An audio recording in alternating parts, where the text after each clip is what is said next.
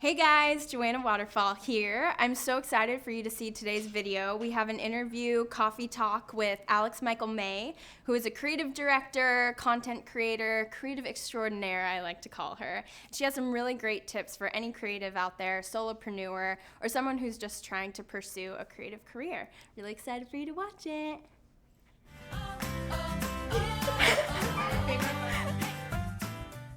Hey Alex. Hi. How you doing? Good. How are you? Good.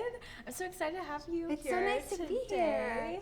So you are a part of Team Yellow and Yellow makers. Woo, hashtag Yellow Makers. You are a creative extraordinaire. So you're a creative director. You've worked with brands like Sugarfina, Coordinates Collection, lots of other awesome brands that you've worked with. And I just want to pick your brain today about being creative, how to figure out your style, how to pitch brands, and how we can be better creatives. Let's do it. I'm so excited. I can talk about this stuff all day long. So talk to me about what you do. So I think it's kind of a convoluted term, creative director, and it came out from really being kind of a slashy. So I found that I wasn't a photographer and I wasn't a graphic designer and I wasn't any one thing that could fit into a box, but I had skills in understanding those things and I had an interest in all of those things, and moreover I had an interest in the whole vision of how all those things could work together to create one project. And so I think I kind of figured out, like, I don't have to be able to do one thing. It's okay to have a lot of little skills, which I think is a big problem that people are having these days, is they feel like they really need to be only one thing. Because we've been told to focus on one thing, which is great, and I think that's perfect for some people, but I think there are other people you don't need to have like that sort of a single skill. So I kind of figured out a way to mold all that together and all of my experience to one overarching, kind of like a project director for creative projects. Cool, that's awesome. Yeah. So what advice would you give to a creative who's looking to kind of figure out what their style is? They kind of are like a slashy. They're photographer / designer / creative director. They do all these kind of things. What's one bit of advice that you would give to someone like that?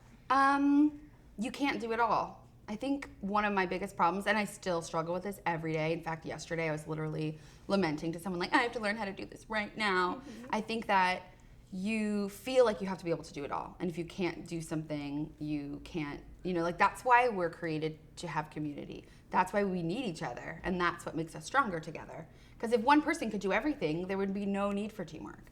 So I think it's okay to not know how to do everything, and to not feel bad about that, and to, not only accept help, but embrace that is what makes every project better. Mm-hmm. That's awesome. Yeah, if you have a friend who's a photographer and you're going to work on a certain aspect of a project, you can bring in your photographer friend and your stylist friend. Yeah. Like, I think that is why it is, like you said, so good to have that community of people who are talented and have different skill sets and stuff. So you can come together and make awesome work. So for someone, I know a lot of people kind of struggle with like, oh, what's my visual style? Like, I want to have a consistent brand, I want to have a consistent look, but I don't know how to hone in on that. How would you find out what your visual style is? I think that is a very good question, and it's also like a difficult question. It's a question that I also have struggled with for a long time. And I think, starting with, okay, if you know what your visual style is, like I think it's, you can ask people around you, like if you've created quite a body of work, but you're not 100% sure how to identify that, you could ask trusted people in your circle or whatever and just say like, what 5 themes do you see emerging from my work? And people might say, well, I think you really have a lot of fun with typography, or everything you do is so colorful, or, you may not see the patterns that your work creates, but other people might. Mm-hmm. And then if that's the case, and if you do love that kind of stuff, or if you figure out, those are your favorite clients and things to work with, certain brands, figure out what it is about those brands. So like if you love Madewell, then you're kind of minimal but a little bit rustic. If you love Anthropologie, then you definitely like things that are like quirky and a little bit eccentric. But yeah, so I think it's a matter of trying to identify, maybe aligning yourself with other brands that have a similar brand vibe and story, just to help you guide. You don't have to stick within those lines, and you could be a hybrid of many, but starting somewhere, so at least you have an idea of what you're putting out there, so that you know what's coming in, what kind of people are going to see your work, and what kind of people it's going to resonate with. But then if you don't know what your visual style is, one of the best things I found to do is to just start a new Pinterest board or, you know, a folder on your computer or whatever. Or you can look through magazines as well. Like it's awesome to be like offline sometimes.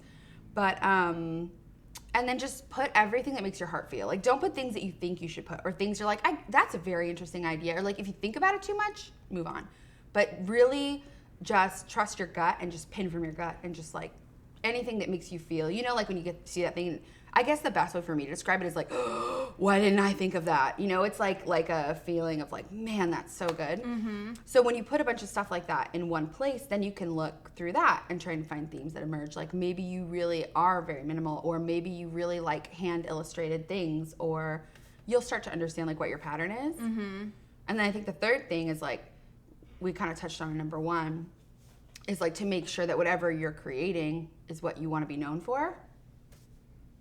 Yeah. Yeah. So putting out there kind of what work you would want to get, or what clients you would want to have. Is that kind of what you're saying? Definitely. So if you want to work for a brand like J.Crew, observe their style and create things in the style that a company like that would come to you for. Mm-hmm. I found that like just putting certain things on my Instagram, like I would do really crazy things, colorful, fun things, and those were the clients that attracted me.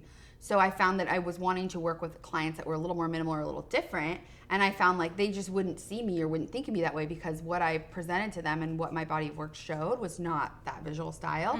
So it probably didn't resonate with them, or they didn't know how I could execute that. Mm-hmm. So it's something to be conscious of. Mm-hmm. Yeah, I think that is a great point. Whether you're a graphic designer, whether you're a photographer, solopreneur of any kind, a filmmaker, to think about who your ideal client is and what you would create if you had like your dream job. Yeah. And then like you can even make that if you want, like for sure, and put it on your portfolio. I think spec work and like test shoots, and no matter what your field is one of the best ways to not only hone your visual style and make your skills great, but it's a great way to be known. Mm-hmm. I don't know if you're like a graphic designer or, you know, a package designer, the Die Line is a great resource. It's like like a blog / website. And a lot of that stuff is spec work. It's like they're like, okay, I think that, you know, Raisin Bran could be super cool and they just need to do it this way. And then they'll just completely redo it and make like a box that is like a prototype. Mm-hmm. So it's fun to work on projects like that. So if you think about like whatever your dream client is that you want to work with, and you think about outside of the box how they could or should be doing things, and you create that work at that level that would, you know, and you could catch their eye. Mm-hmm. I've known people that have gotten jobs by doing that. It's really going the extra mile. It's letting the company know that you understand them, that you can take them a step further or explore whatever ideas that they have going on a little further, and then showing and not telling. So it's like, you know, if you think you have a great business card idea, don't email them and give them, you know, explain it in like a paragraph. Mm-hmm. Like send it to them in the mail. You know, don't even send them a photo of it. Mm-hmm. Send them like an actual card, you know, or something. Like then going the extra mile is like huge when it comes to client stuff. I think I'm getting a little. No, that's awesome. So kind of taking like what you could dream up, what you can see if you see a problem with some sort of visual brand, like, how about I fix that and I'll send it to this brand and I'll show them and I'll go the extra mile, like you said. And that can be a great way for people to get work. 100%. And I think also that just kind of made me think that you really should be the demographic. You know, if you want to be passionate about what you do and you want it to be like so organic to you and like authentic to you, I think that there are many people that I'm sure you create things for clients that aren't necessarily like your style, and everyone has to do that. But just like it's just so much easier. And if it's your dream client, like you will have the advantage. You won't be like an agency that's like, you know, they're thinking about it from the outside and you're thinking about it from the inside. So you may see problems or opportunities that no one else would see, or as a consumer be like, I wish they would just do this, you know, do it. Yeah, that's awesome. So you pitch a lot of brands and you work with a lot of brands. How do you go about, I know we touched on this a little bit, but how do you go about pitching a brand? It's like your dream brand. Well, I've been so fortunate in that a lot of the brands that I've worked with, I've actually gotten to meet those people. But I guess if I think about it, it's because I put myself in a position to meet those people. I know, like, I've always been a huge fan of Anthropologie, like, huge. And I know, you know, like, if you go to some of their events at their stores, you don't know who knows who at corporate. Sometimes, you know, the corporate people will be there. LinkedIn is a super great resource because people are always emailing them directly. But if you just LinkedIn, like if you see that you have connections in common, you can ask for an introduction. You'll be so surprised at who knows who knows who. That's awesome. I do not use LinkedIn to any capability. I don't think any creatives use LinkedIn except for me. Because you kind of think like, oh, corporate LinkedIn. Yeah, I don't know. It's like space. Yeah, like suits and ties. Serious. And I'm like, oh, yeah, it's like very rigid and like, it's serious. But I don't use it, I guess, a ton. But I know a lot of people that do. So there's two, I think, really great ways to use LinkedIn. And one is to find the people that you're looking for. So if you're not sure, you know, like, okay, I know that I just need to get to the buyer at any store. I don't know. Like, let's use Anthropologie's sister site, Beholden, as like an example. Okay. So, you know, they have like people that buy like their stuff, and we have a friend, you know, that has made like cake toppers and stuff for them. So if you're looking for someone like that, like who is the right contact for that?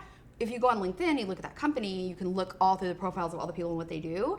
You can see who you have in common, and you can ask for introductions. And I think that's a great way to do it. And then from there, you can reach out. And then the thing is, like, don't think about what the company or product or brand can do for you. Think about what you can do for them. Because they hear all day, like, you know, why, you know, like, you should give this to me because of this or this and that. And it's like, I really have this idea. I think this would really help you guys. So kind of approach it from the opposite angle of like, how can you help them, not how they can help you. And then the other thing for LinkedIn is you can publish expert articles and things. And I think since it is, like, this is actually like a light bulb going off in my mind right now, but since it is used so much for like kind of technical and traditional business, they have a lot of articles that are going up about any number of things, social media marketing and PR and anything like that. I think it could be a really good opportunity for creatives to establish a foothold there, you know, because you get the opportunity to publish and be seen and be a credible resource and expert in whatever field. And I feel like since there are so many like more business and more traditionally business-minded people there, that creatives would kind of be like an anomaly and do something special and different there. So that's something to think about. That's awesome. So then once you get in touch with the right person at the company that you want to work for, then what do? You got to win them over. So that's the hard part. You got to sweet talk them. How do you win them over? I think you just need to establish a rapport with people, you know? And I think that it's like good old-fashioned networking, but it's not like, you know, you don't need to jump right into the chase. You don't need to, you know, if you have like something you can, or, you know, is there a way that we could discuss this? If they live in your area, I would love to take you out for coffee and pick your brain, even if you have 5 minutes. But just I think the word authentic is overused now, which is sad. But it's so neat. It's so good. I think I found an alternate for that. What? Genuine. Yes. So you're genuinely excited about the company. You genuinely want to work for them. But, you know, you can't just say, like, please hire me to do this. Or just, you know, you can say, I had a great idea. I love what you guys are doing. Like, can you tell me a little more about this? Actually, I have an example. I had a company that reached out to me when I was working with Coordinates. And it was an editor of a magazine. And she wanted to place a piece of our jewelry in the magazine. And so I said, totally fine. And like, I was like, why don't we create like a custom one for you? And then it ended up being, she did something so special where they did like a makeover on somebody. And the woman, they were doing makeovers on people that do good. And the woman had started like orphanages in this like rural area in Africa. And so they wanted to design and surprise her with bracelets with the coordinates of the orphanage, which I thought was so sweet. Wow. So and so, you know, I kind of ended up talking to her about like yellow and how like I love that whole mentality and that's so special and whatever. And then we ended up just establishing a rapport, and like we had a phone call because she was asking how I got into like fashion, but I was interested in how she got into publishing. And so it's about making that connection and having a real relationship with somebody. But I think that takes time. You can't imagine that that's just going to happen. Right. You know, you have to be open, and you may not click with people, and that's happened to me too. And you're just like, you want so badly to click with people, but sometimes if you don't, you can still pitch the business, and if it doesn't work out, it doesn't work out. But I think it's always going to be a better result when it's a conversation, you know, between two people that have mutual respect for each other and have something more in common than just the work. That's so good. Yeah.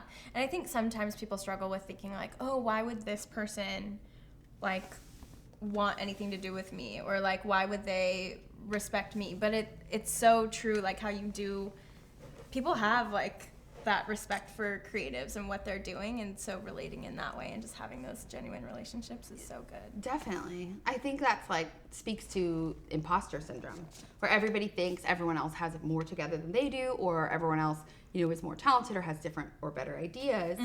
But you don't necessarily, you know, like coming with fresh eyes or being new, like we're all on the same playing field. Yeah. Really. And so sometimes that can really be an asset and Yeah. not, you know, anything else. That's awesome. Yeah.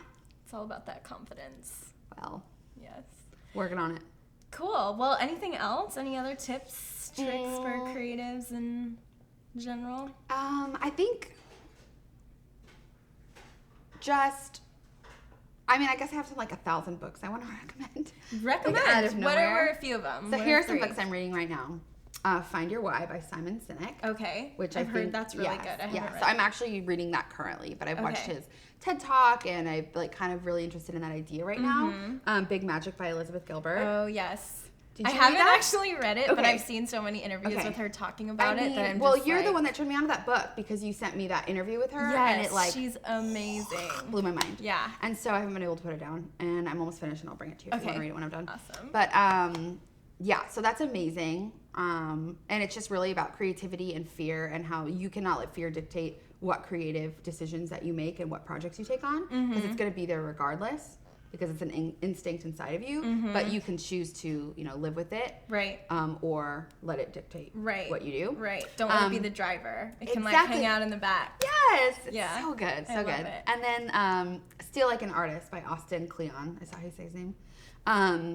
It made me think about that because I'm like, okay, actually I have a tangible example about this.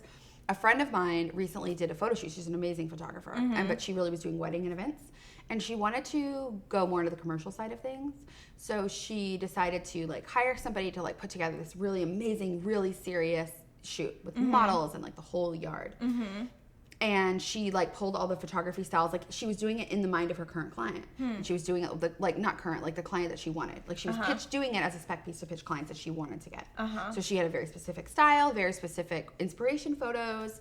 And the first day, like, you know, happened, and then she had a second day shoot, and like the model got stuck in the rain, and it was like traffic and like all these things happened, and it turned out she only had one model. She was missing the other model, which was a guy, and missing the vintage car they were supposed to be driving on, and the permits, like all these things happened, and basically she lost money and she lost the whole thing, and she only had the first day, and she was disappointed because the first day didn't look exactly like her inspiration photos. And we talked about it, and she talked about it with another friend of mine, and I think the bottom line is like you can try to copy someone else all day, but you're never going to be them. You're not them. You're not going to see the things that they see, but that's okay. Yeah. It's absolutely okay because you are yourself. That means no one can replicate you either.